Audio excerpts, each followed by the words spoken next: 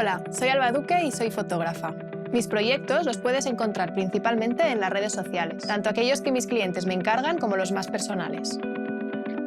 Cuando trabajo para alguna marca, busco que cada fotografía siga su línea estética y respire un aire desenfadado, fresco y espontáneo, respetando siempre la esencia de la propia marca.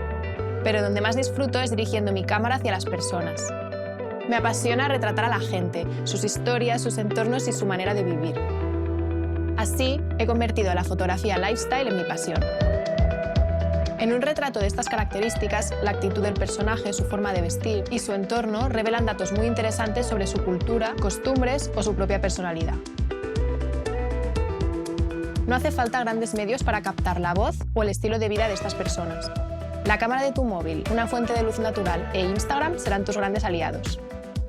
En este curso de doméstica aprenderás cómo hacer fotos de moda y de lifestyle para Instagram con el mínimo de material y recursos. Como proyecto final realizarás una sesión de fotos lifestyle con tu móvil. En mi caso será un shooting de moda, pero tú podrás elegir la temática que más te guste. Para ello empezaré contándote cómo me enfrento a un proyecto, desde la investigación de la marca y la búsqueda de referencias hasta la creación del concepto de la sesión.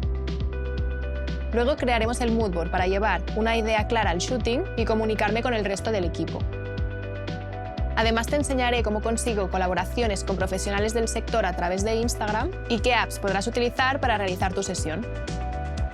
Una vez en el shooting, realizaremos una fotografía en plano general, un retrato, un autorretrato, un bodegón y una foto inspiracional.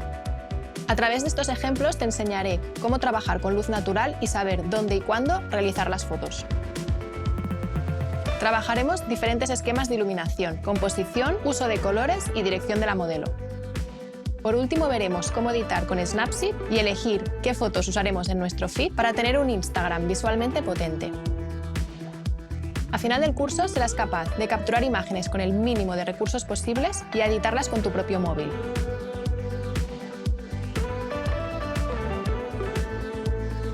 Crea tus propias fotografías y comparte su mensaje a través de Instagram.